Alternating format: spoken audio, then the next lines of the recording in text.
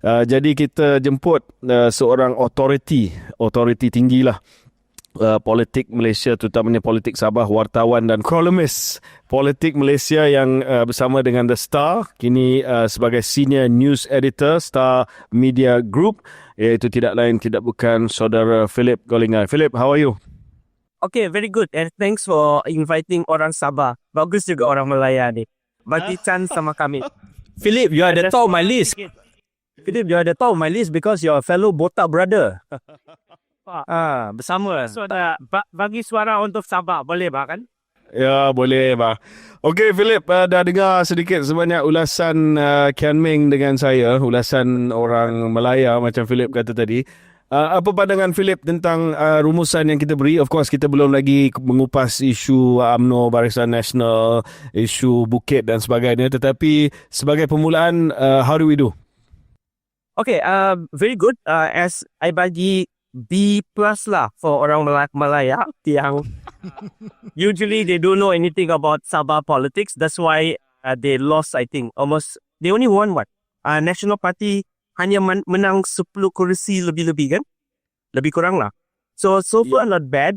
Tapi yang what you all did mention is one reason maybe yang kenapa Warisan ni menang besar di kawasan China, mungkin kerana orang China dia fikir ataupun dia percaya propaganda dari ataupun naratif dari Warisan dan Syafiq yang dia akan membentuk kerajaan.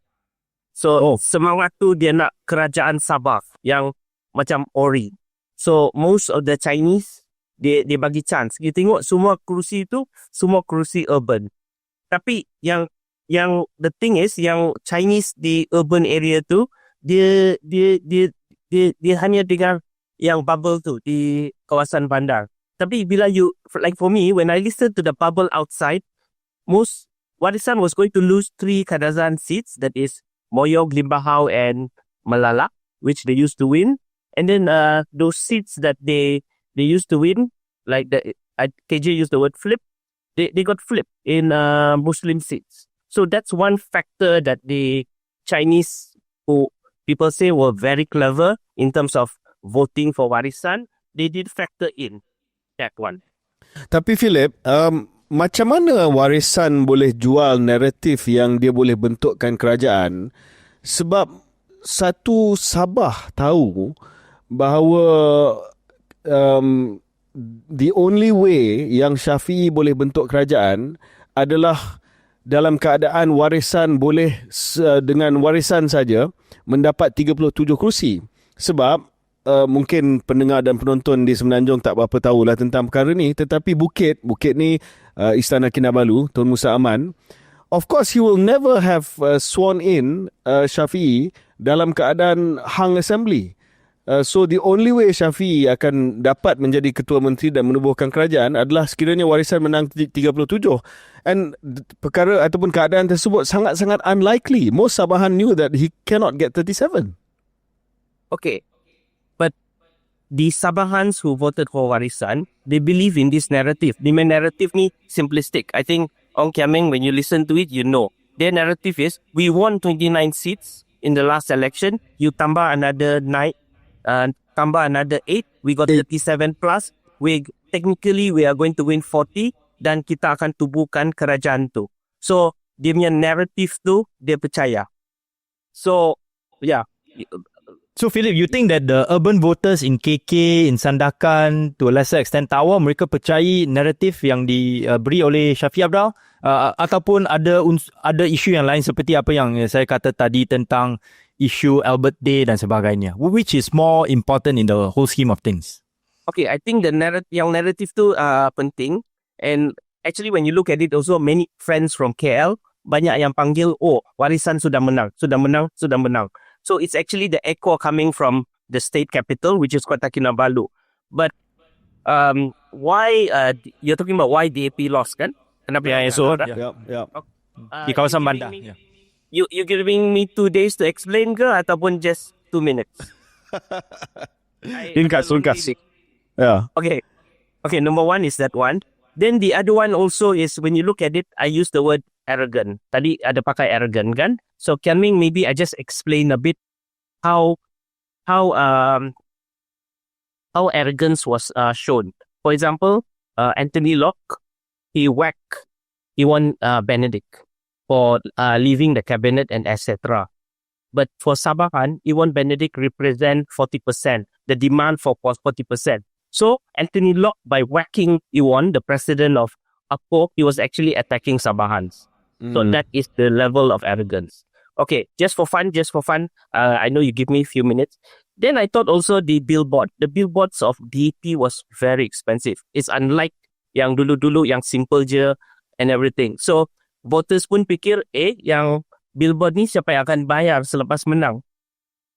Okay, and then another reason is yang internal fight tu. For example, you tengok dekat Sandakan, Frankie pun dia kena sideline. Bila dia sideline, then dia contest, dia ambil votes.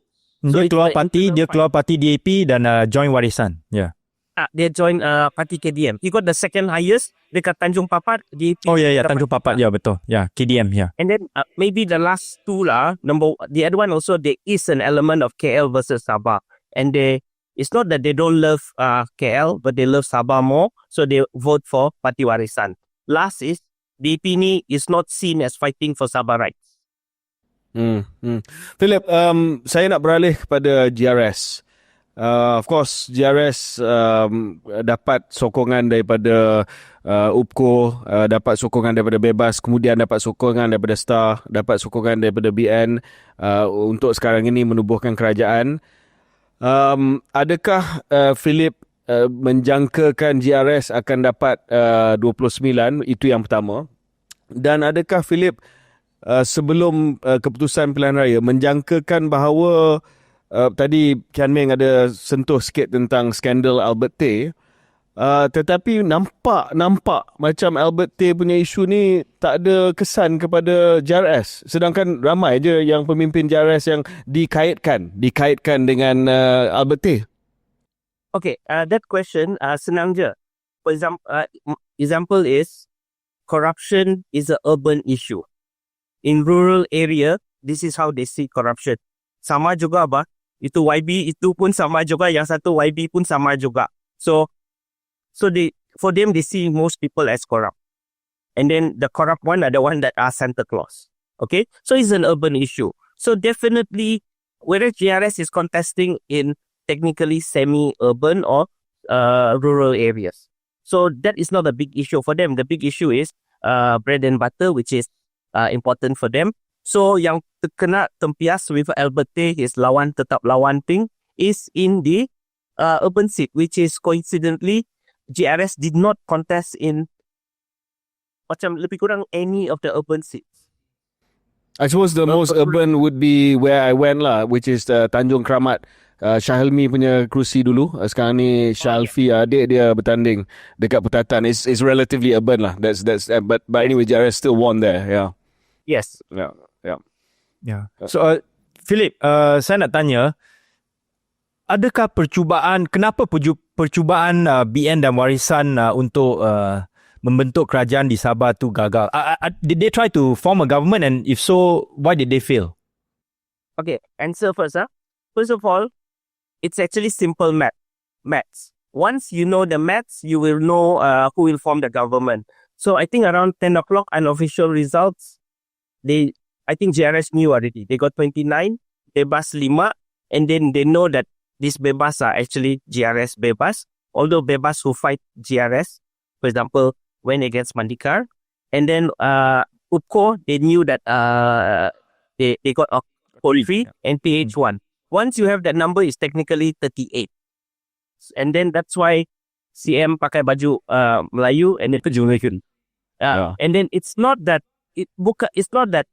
they swore in like 2M, 3M. The reason is because EC only officially announced the result around 11. So you cannot be sworn in with an official result. So they tunggu around 1:30, then they announce official. Then they know 37. And the Istana will not open the gate without official results. So once the official result was in, then sworn in. And like usual Sabah thing. Okay, now to answer your question. Answer your question whether Warisan and BN had a deal. technically no. Not technically, definitely no. Because when they count, it is Warisan 25, BN 6. Just say like for fun, they put star 2 and party KDM 1. But then they will need UPCO 3, which is very unlikely. UPCO had a very bad experience when Shafi was CM. And then the 5 bebas, they were rumor they got 3 bebas. So they said they got 37, at least 37. But I think by then they knew. That's number one. Number two, I think Bung had received that call and he was told by Zahid, we are going to support the GRS government. So at that night, last night, Last night, there was no deal. Technically, they were quiet and we will know actually whether there was deal. They can't make the deal. They didn't have the numbers. Philip, saya nak beralih kepada dua lagi parti yang perlu kita bincang. Tadi Philip dah sebut tentang GRS, tentang Warisan, tentang DAP. Saya nak sentuh tentang BN dengan PH lah. Tadi Philip dengar saya dan Kian Ming istilahkan mereka sebagai antara loser ataupun not loser, antara yang menghadapi cabaran yang paling besar, ya, sebab kalau bahasa Inggeris ni dia tak manis. tak senonoh. Tak senonoh. So what went wrong with BN and PH? Adakah ia semata-mata sentimen menolak Parti Malaya ataupun adakah ia sesuatu yang lebih berkait dengan individu ataupun calon? Okay, I talk about BN. When I talk about BN, I usually talk about UMNO. PBRS did very well. They won 1 seat. First time they got a seat after a long time. It's actually UMNO. Yeah, Atukul, he was really expected actually because he was a very He flipped the seat, right? Yeah, Suk. Again? He flipped Suk. Yeah. He's also the MP for Pensiangan. Yeah. He expected actually. Okay, the UMNO Mia story ni, because when you look at the Mia result in 2020 election, dia menang around 14. Tapi yang 14 tu is actually is in the same pack as with Bersatu that time. So there was no Bersatu there to split their vote. Although there were Bersatu independents who won against UMNO candidate, but most of the 14 seats, they won unopposed. It was technically a straight fight between UMNO dengan Warisan. But when you look like, just say for example, Usukan, Datuk Saleh's number and his PGRS, okay, after Bersatu became PGRS in Sabah. Correct. PGRS numbers were roughly the same, so it was split. So in many of these seats, UMNO's votes were split. If they had a deal, if they had a pact with GRS, which is also PGRS, UMNO most probably will have won their 14 seats, but it was split. So that's one. And number two also, in terms of Sabah leadership, in 2020, I think KJ might remember this, it was like one man, Radu tetap Radu, it was Bung. Bung was a force. But this time, maybe because he was hospitalized, and then maybe not what, but he was not a main factor in this election. So UMNO punya momentum also is not there. But I think main thing is UMNO is no longer strong. PGRS, which used to be Bersatu, is now stronger. Saya setuju sebab saya pergi kawasan Bonggawan untuk membantu Muhammad Alamin di sana, ahli Parlimen Kimanis, juga sahabat saya sejak zaman pemuda dan Timbalan Menteri Luar. Came close, tetapi bila kita tengok kepada keputusan, dia split dengan Anifah sebab Tanzia Anifah bertanding untuk GRS. Muhammad tanding untuk BN, tapi Warisan menang. Kalau campur undi Muhammad dan Anifah, of course that is bigger than Warisan lah. So ini tactical mistake ataupun disebabkan ego yang tinggi. Dua-dua tak nak give and take, dan akhirnya soalan dia sekarang kepada UMNO, adakah UMNO berani untuk membuat perubahan di peringkat kepimpinan? It's okay if Philip and Kian Ming don't want to comment on this, but my view lah, adakah UMNO berani untuk buat perubahan kepimpinan yang lebih memahami dinamika politik Sabah sekarang ini, dan yang lebih rela untuk membuat give and take bersama dengan GRS. Sebab kalau dia berterusan macam ini, bertembung dengan GRS, you're going after the same vote share. You're going after the same people. Dan kita tahu bahawa Bong memang keras. Memang dia tidak mahu ada apa-apa perjanjian dengan GRS for whatever reason. Tetapi sekarang ini Presiden UMNO, that is Datuk Seri Zahid, kena tanya diri dia sendiri sama ada sudah tiba masa untuk membuat perubahan kepada kepimpinan BN Sabah. Tetapi Bong being Bong will say that aku menang. Yang lain semua sama ada kalah ataupun tidak bertanding. Yang senior-senior lah. Saleh kalah, Rahman tak bertanding, Muhammad Alamin kalah. So that is Bong punya point. But of course the easy answer to Bong is that you are maybe popular di kawasan you, Tapi majority tu nipis. Satu majority nipis, satu lagi if you are honest to yourself, you are not, Sabahans don't want you lah. It's as simple as that to Bong. Tetapi keputusan itu hanya boleh dibuat oleh Zahid. Dan Zahid kena betul-betul baca untuk parlimen akan datang sama ada dia buat strategi yang sama dan mengulangi kesilapan yang sama. Because if we go with this permutation, BN may not end up with just 1 or 2 parliament seats. Yeah, at most in At most in the PRU, and that's going to disadvantage UMNO dan BN at the macro scale. Ya, Philip, saya nak tambah juga soalan yang lebih kurang sama. Untuk GRS, will they accept a deal with BN now that they feel that they have the upper hand, that they are stronger than BN and UMNO in Sabah? Will they say, okay, time to go for the kill? Waktu PRU, saya akan cuba untuk ambil kesemua kerusi yang saya boleh daripada UMNO di peringkat parlimen. And then after that, basically go after UMNO seats even at the state level because many of them are quite marginal seats. Okay, I don't have the inside story. I think Zahid has offered to help assist the Sabah government, meaning code word that put me in the cabinet. So I'm not sure about the decision by Hajiji whether to allow them in. But if they ask for my advice, they should go for the kill. Oh. Wow. Wah, ni memang orang Sabah. Ya, ini memang orang Sabah.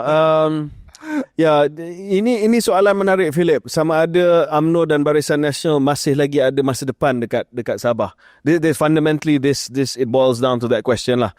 Kalau GRS betul-betul rasa they smell blood, they want to go after it, then game over lah. Tetapi kalau ada sekelumit rasa dalam hati pemimpin GRS yang datang daripada UMNO juga bahawa ada peranan untuk UMNO, then mungkin satu peranan dapat diberi, peranan yang kecil lah dapat diberi kepada UMNO di kawasan-kawasan tertentu. Kerana mereka nak satu jambatan kepada Pusat. Yeah. Of course, jambatan. Sebab DC Ken Meng, GRS kena ingat bahawa di peringkat pusat apa-apa boleh berlaku. Sekarang ni of course PH.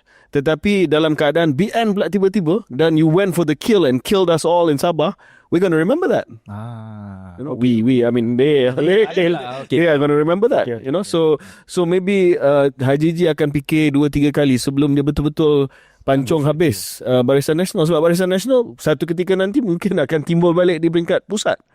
And then they will remember, as I said. Sorry. Is Hajiji the type of leader who akan pancung, akan go for the kill? I'm not quite sure whether he's got that kind of character. Okay, I think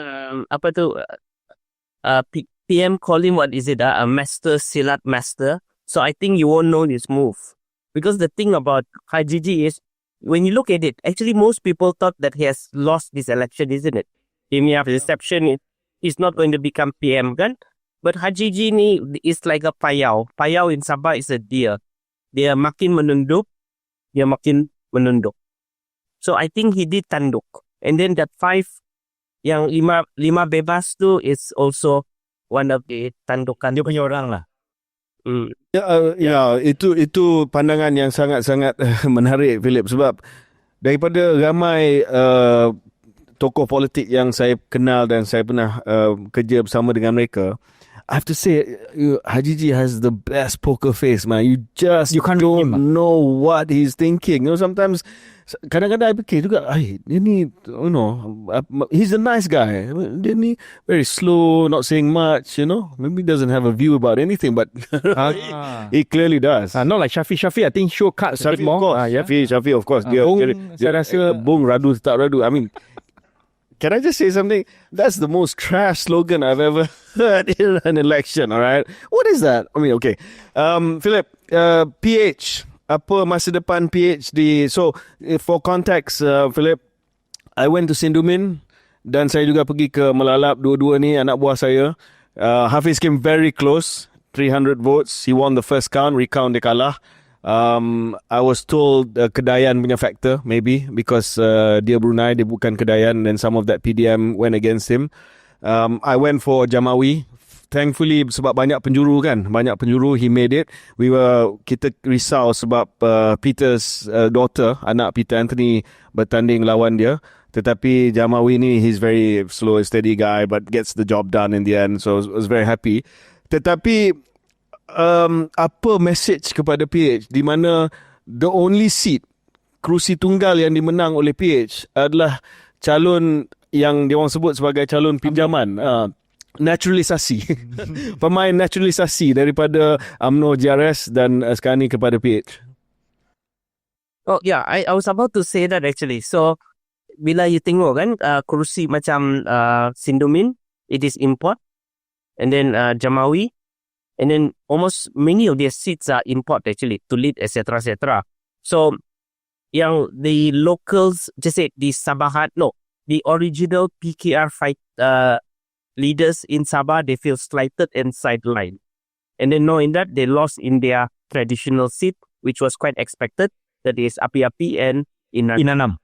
Yeah, so I think it's quite devastating for them because Pusat love outsider more than homegrown player lah. So it's not that easy for them to win actually. So Philip, soalan saya ialah berkenaan dengan PRU yang akan datang 2026 ke 2027. Do you think that PH and BN or UMNO will be able to keep their seats?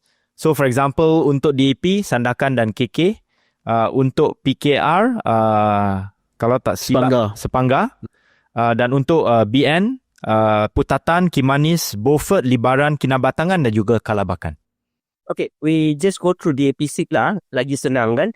When you look at the result of the G15 and then you try to use it, people like to analyze it and then they use that result in G15, they said menang in Sandakan kan, because of the G15 year result, same in Kota Kinabalu. So now I think the lesson learned is we cannot use this Sabah 2025 year result and predict what will happen in G16 because Parliament. So you see, just say Warisan will have a tough time actually. They will have 25 YBs who might have limited resources and the voters are demanding actually. I think like now in Luyang they are asking already, where is the Warisan punya service center, etc. So just say in the last just in the 1 year advice for DAP. Just say in Sandakan, Ilopora dengan Tanjung Papat tu, they cannot actually, it's actually, if you look at one of the Warisan punya top guy, he kept quiet actually during flood and everything. You just can't afford it. So if Warisan can't service these people in 1 year, they might go back to DAP. Plus, don't forget the fight in G16 might be, do you want this government or do you want that government? Yang menang di Karambona itu. Okay. Perikatan Nasional led government, Philip, since sebab Philip sebut tentang Karamunai, adakah itu penerimaan orang Sabah terhadap Parti Islam Se-Malaysia PAS ataupun adakah itu disebabkan Dr. Ali the calon himself? Okay, number one, yang bendera hijau dengan putih itu, the bulan. Yeah, bulan. It was not on the ballot paper. It is actually Perikatan Nasional. Number one. Number two, the calon is on the ground and then approachable. Then the other third reason I think is the other calon was worse off than him.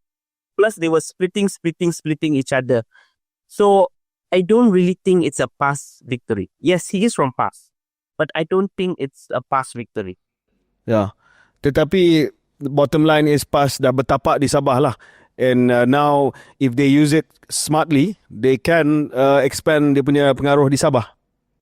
Yeah. It's not surprising actually. It's not surprising. Sooner or later this will happen, and it happened in 2025.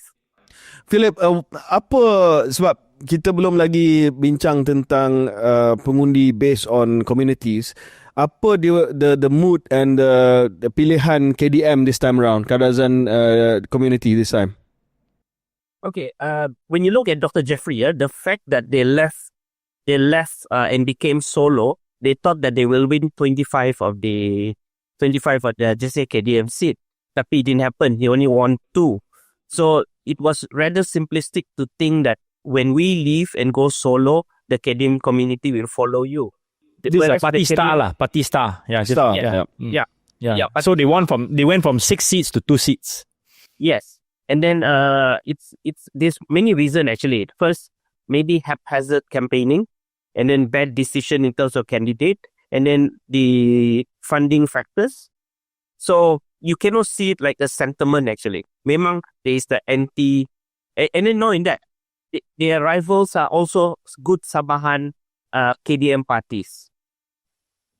Like UPCO, for example. Yes, and then the other one I think you mentioned candidate is very important. If you're a good candidate, you service people. Like for example, Kemabong against Norita, Rubin Balang will win. Rubin Balang. So Norita is very strong in the community with the churches and everything, but Rubin is a Santa Claus.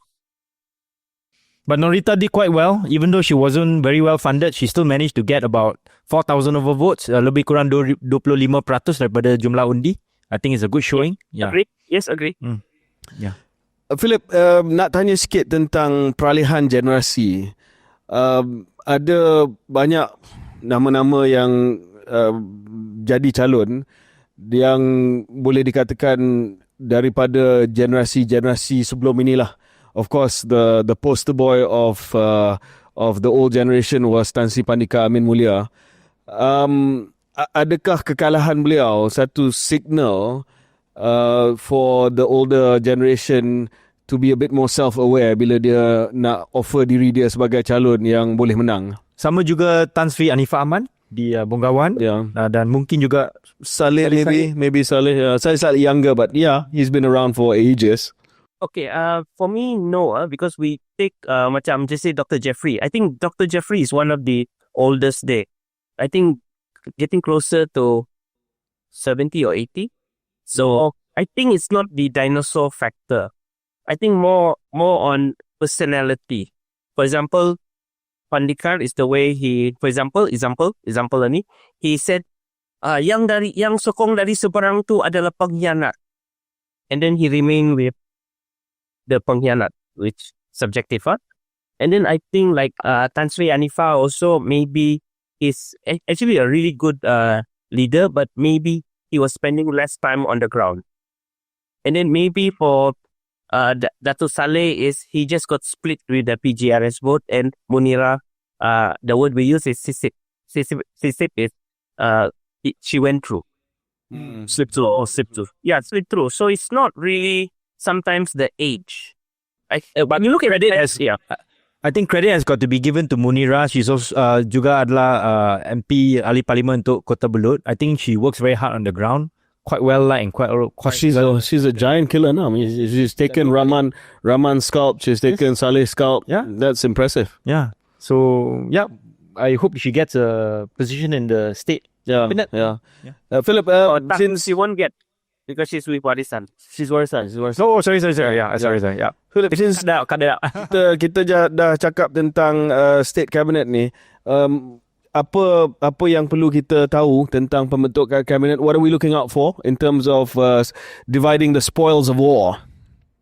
Okay, it's very interesting. Actually, if your group is smaller, you can divide. You can get a bigger kan. So it's big. It's very interesting to know whether BN will be in. If BN is in, then you lose one minister post. So that's a big question, whether there is really a push there from federal level to get Hajiji to agree to BN to in coming in. But it means What are your thoughts? Lebih daripada 50% peluang untuk BN masuk dan dapat kerusi, dapat jawatan di kerajaan Sabah? Leave it at that. 50-50. Okay. Yeah. Ada apa-apa pandangan berkaitan dengan jumlah timbalan ketua menteri yang akan dilantik untuk memberi keseimbangan, balance kepada the equation? Okay. The CM is a Mr. Nice Guy, and it's very difficult for him to say no. So it's very likely that dia akan simpan yang 3 DCM. And this time, very interesting. First, in the Sabah government, there's only one Chinese, and he's Ben Chong. Ben Chong is an interesting character. I don't know whether he'll be DCM, but just say they will have 3 DCM, kan? What? Maybe Masidi might become also DCM just to allow that transition in the next 2 or 3 years. Then Dato' Joaquim from PBS, I think he will be rewarded. He might be a senior DCM. Then we will have one DCM.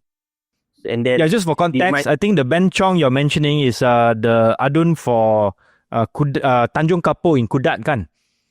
Yeah, so it's a non-Chinese majority seat. yes. But you reckon my friend Jamawi is in for ministerial position?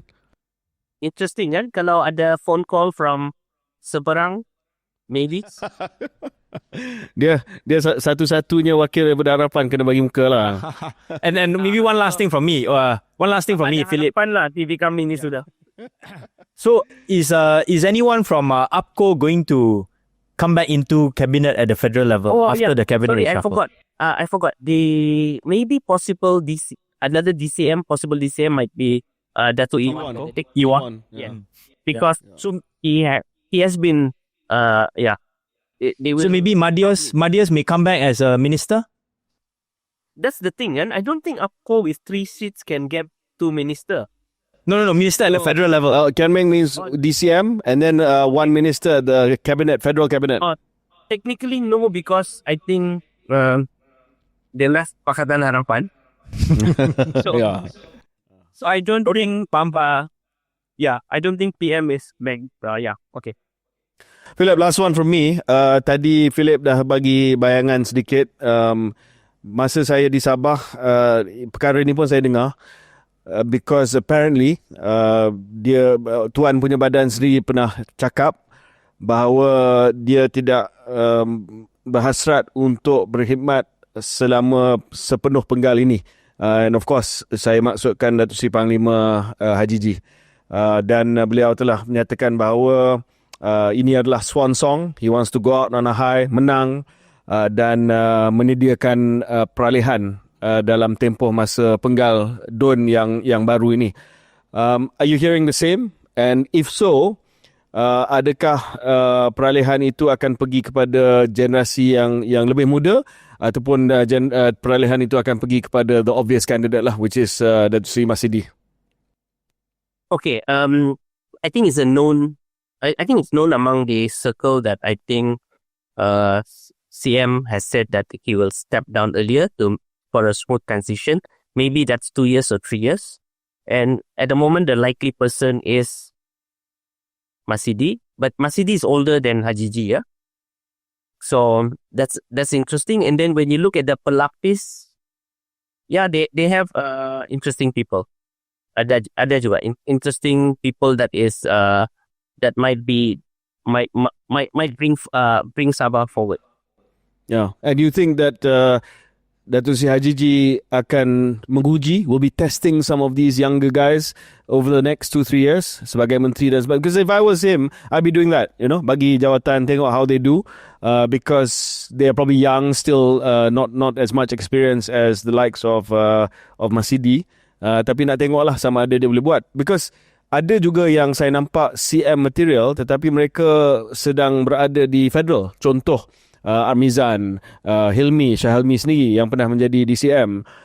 Tetapi mungkin the peralihan, like I said lah, dia tak akan terus kepada generasi mereka, who they are my counterparts, I mean my peers, but it will land towards more towards Haji G punya peers first, as in Masidi lah.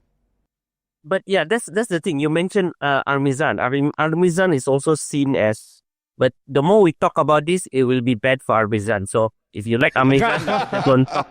Yeah, you know what happened, kan? They will chop you once you become what? But Armizani he's in a tricky position. He won it under GRS, and he cannot join PGRS. So he at the moment he's also not a state assemblyman. Betul. So how do they do that? Maybe his uncle in Kawang has to step down, then he contests, and then Shaharmi, I think his opportunity is gone because he did not contest. Ya, betul. And dia buat keputusan untuk tidak bertanding sebab mungkin ada legal ramification. Yeah. Okay. Anything else for Philip? No, that's it. Thank you very much for all your insights. Terima kasih. Terima kasih Philip. Thank you. Terima kasih. Okay. Thanks. All the best. Okay, thanks.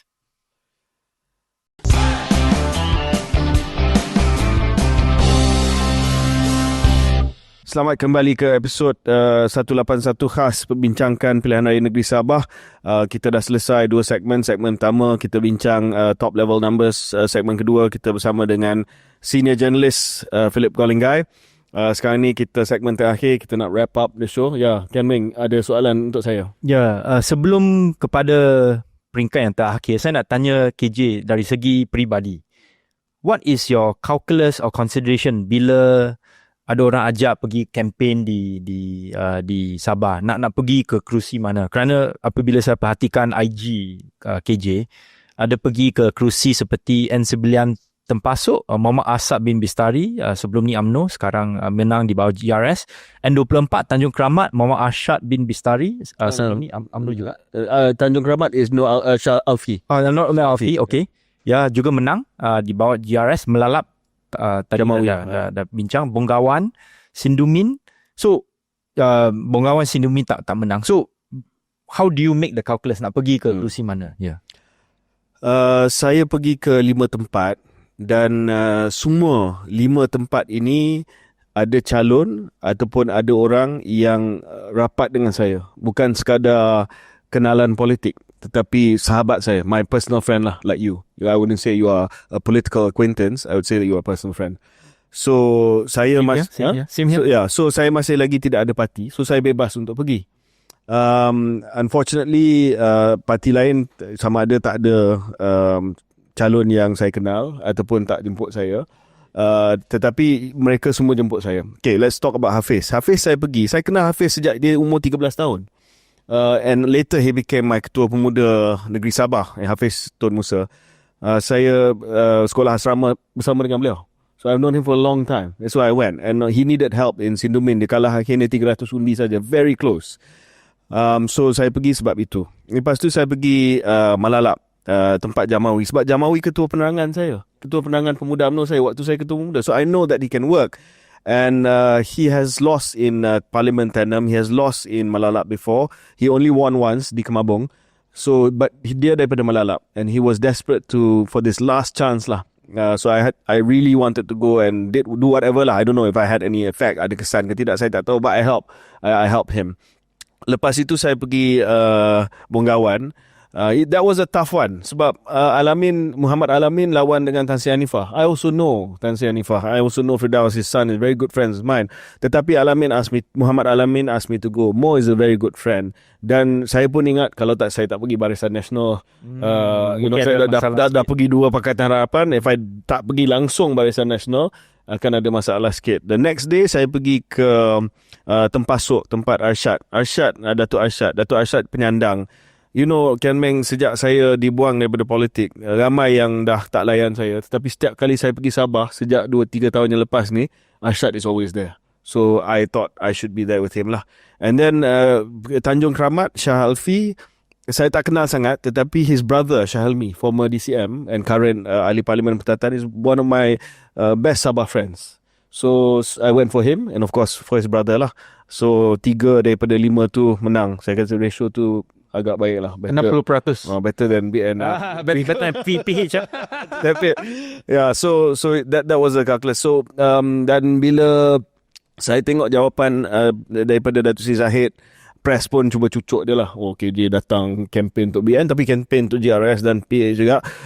Saya berterima kasih kepada Zahid sebab dia kata no KJ datang sebab dia datang personal capacity, dia tak ada parti pun, dan it's right to campaign for friends. So I was thankful for that answer. Nampak macam hubungan di antara Datuk Zahid dan KJ sekarang lebih baik. naik macam roket lah. Okay. Ke bulan. Okay. Yeah. Maybe to wrap up, we can talk about apakah implikasi kepada isu politik yang lain seperti kestabilan kerajaan pusat. I think that one is. Yeah. You see, Kian Meng, I think kita banyak perhati sejak hari Sabtu, malam Ahad, saya nampak the deafening silence, relative silence from PH leaders lah. Of course ada customary statement daripada Anwar, daripada Anthony, daripada Izzah dengan Saifuddin. Tetapi saya rasa this is an extremely rude wake up call for them. Dan walaupun saya rasa let's not get carried away and try to transpose the results to PRU, but everyone's like smelling blood right now lah. You know, this is a PH yang sekarang ni tempang, bleeding and in the corner. Went from the high of ASEAN Summit. Yes. Now very much a cornered, wounded animal. And I think PMX will be analysing the next few months who are his true friends. Yeah, because he's wounded. PH is wounded. No matter how you look at it, PH is wounded. How will they recover? I think saya nampak bahawa dia kena, bukan dia, PH kena buat sesuatu dan kena buat comeback full of humility lah. I think you have to acknowledge your weaknesses. You have to acknowledge the concerns, pandangan yang dibuat dan diutarakan sewaktu pilihan raya negeri Sabah ini, and stop sweeping it under the carpet. You know, saya nampak PH Isu sakau, isu. Ya, dan PH punya strategi counter apabila mereka terima kritikan selama ini adalah, you lagi teruk daripada kita. And I don't think that's going to cut it anymore. Well, Sabah has shown memang tak. You cannot say you lagi teruk daripada kita. 1MDB sakau. Kalau you rasa kita you lagi teruk. I think, you know, they have to say, look, we realize that we've taken you for a ride, and we're going to go back to what we represent, which is reform. Okay. Bagi saya, kekhawatiran saya ialah mungkin ada sebahagian daripada pemimpin PH akan kata, okay, ini adalah isu yang unik kepada Sabah.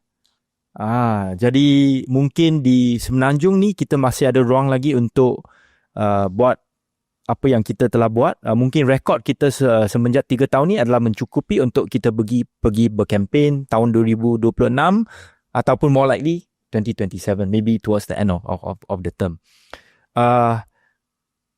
We have seen a little bit of that, maybe not to the same extent. Apa yang berlaku selepas PRN di Sarawak pada tahun 2021,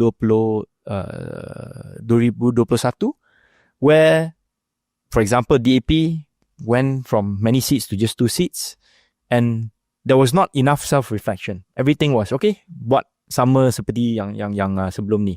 And my fear is that mungkin kat PRN Sarawak, PH iaitu DAP bersama dengan PKR mungkin akan mengalami kekalahan yang lebih teruk seperti apa yang berlaku di Sabah. Is that possible? It is possible. It is possible, dan saya rasa Datuk Seri Zahid pun sedang fikir sama ada formula untuk pilihan raya adalah PHBN sekarang.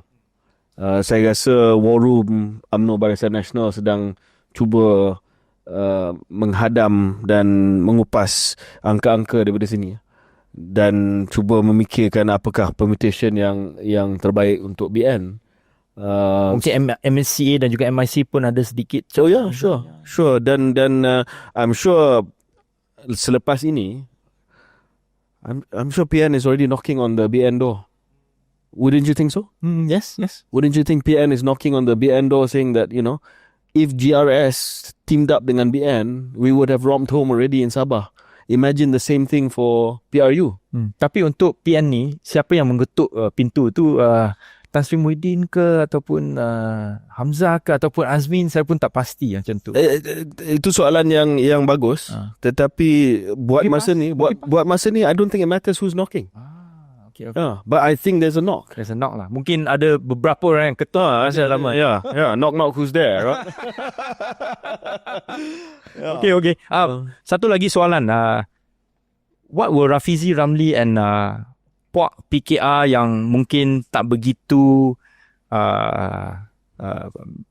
happy dengan apa yang prestasi PMX dalam PKR dan juga dalam sudah pasti dia, kalau dalam bahasa Jerman dia Schadenfreude lah. I mean, glee in other people's misfortune. Dia seronok sebab dia punya musuh ataupun seteru dia kalah ataupun mengalami kesusahan.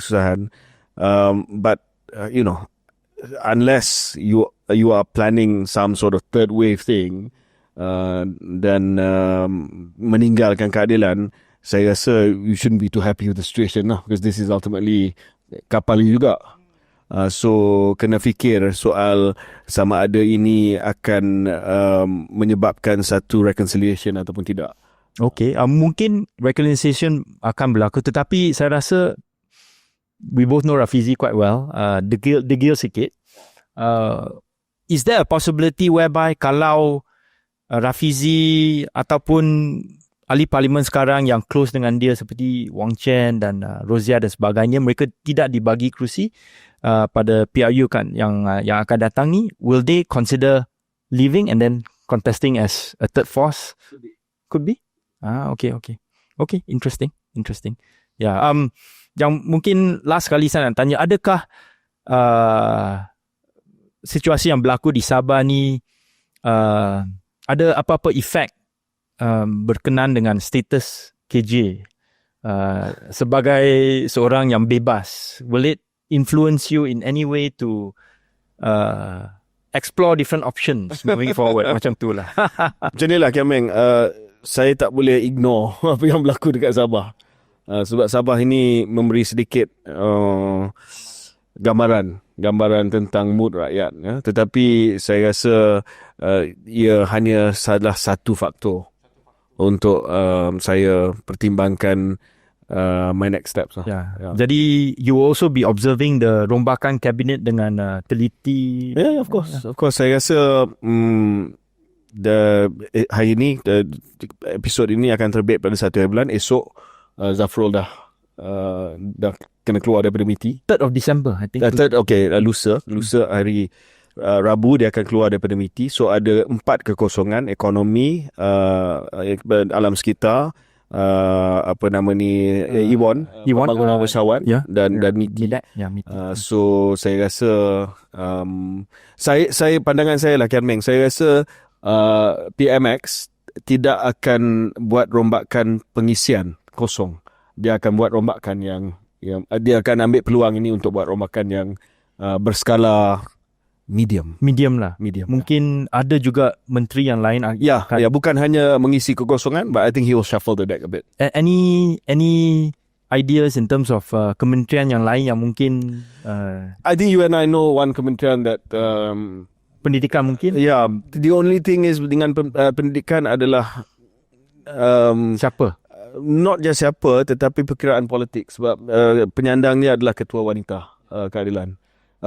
Bukan heavyweight dari segi personality, tapi heavyweight dari segi jawatan. So that's something that I think PM sedang fikirkan lah, grappling with. Okay. So last hypothetical lah, kalau PMX panggil KJ, don't ask me that. Don't ask me that. Okay. United just scored. Don't ask me that. Okay. Final words from me lah. Okay. Ini adalah reflection yang lebih personal. Mungkin nasihat ataupun pedoman saya kepada mereka yang telah menang dan juga kalah di PRN di Sabah. Ada 3 macam cabaran lah saya rasa. Dan saya mengulas dengan bahasa Inggeris, lepas tu saya akan buat penterjemahan dalam bahasa Melayu. Pedoman yang pertama ialah, ataupun cabaran yang pertama ialah, a test of character for a politician who has won power is to see if that person will use that power for public good or for personal gain. Setuju. Right? Itu cabaran yang pertama. Cabaran yang pertama, test of character dalam bahasa Melayu tu panggil apa? Ujian akhlak ataupun ujian akhlak. Ujian akhlak. Okey. Cabaran yang pertama, ujian akhlak untuk seorang ahli politik ialah selepas memenangi kuasa, sama ada ahli politik ini akan menggunakan kuasa itu untuk kepentingan awam atau untuk kepentingan pribadi. Saya rasa ini adalah cabaran untuk mereka yang akan membentuk kerajaan di Sabah dan menyandang jawatan yang penting. Second challenge, a test of character for a politician who has lost power and position. Ini untuk mereka yang kalah, and who wants to come back into power is to see if that person can continue to contribute to society in other value-adding ways. Okay, dalam bahasa Melayu, cabaran yang kedua ialah ujian akhlak bagi seorang ahli politik yang telah kehilangan kuasa dan kedudukan dan yang ingin kembali berkuasa ialah untuk melihat sama ada orang ni boleh terus menyumbang kepada masyarakat dengan cara tambah nilai ataupun cara unik yang lain. Itu adalah cabaran yang kedua. Cabaran yang ketiga, a test of character for a politician who has lost power and position and does not want to come back into power. Ni mungkin lebih untuk Syaril dan mereka di Sabah. Is to find the personal motivation to come back into power to serve the public interest. Ya, cabaran yang ketiga, ujian akhlak bagi seorang ahli politik yang telah kehilangan kuasa dan kedudukan dan tidak mahu kembali berkuasa adalah untuk mencari motivasi peribadi untuk cuba kembali berkuasa demi kepentingan awam. So, advice yang saya harap mungkin ada relevan kepada mereka di Sabah dan juga mungkin di tempat lain juga. Ya, terima kasih. You're a bit of a fortune cookie today. Ya, terima kasih atas nasihat tersebut. Saya akan menghadam, teliti dan menghadap nasihat tersebut. Memang nasihat yang terbaik lah. Dan harap Syari jugalah kalau dia dan Ken juga. Okey. Ya, saya juga akan tanya tu Ken juga.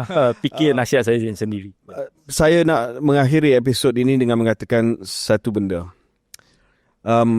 Pilihan raya negeri Sabah yang ke-17 ini adalah pilihan raya yang bersejarah. Kenapa? Kerana pada PRN ke-17 ini, Sabah telah berjaya memisahkan negeri Sabah daripada pengaruh politik secara langsung parti-parti Semenanjung. They have broken or they have cut the political umbilical cord once and for all. Sebelum ini tidak, sebab pilihan raya negeri yang ke-16 yang menang masih lagi menang atas nama coalition daripada national. This is the GRS moment for Sabah lah. Apa yang GRS berjaya buat di Sarawak, this is the GRS moment this is the GPS moment.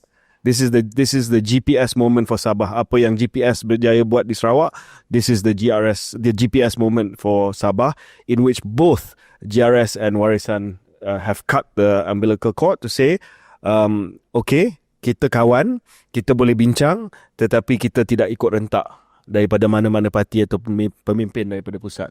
Dan sebagai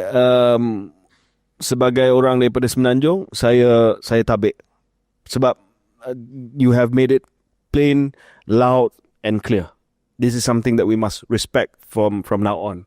Dan kalau ada siapa-siapa yang ada cita-cita nak naik ke puncak kuasa politik di Malaysia, dia kena ada pendirian yang menghormati bahawa this is going to be it for now.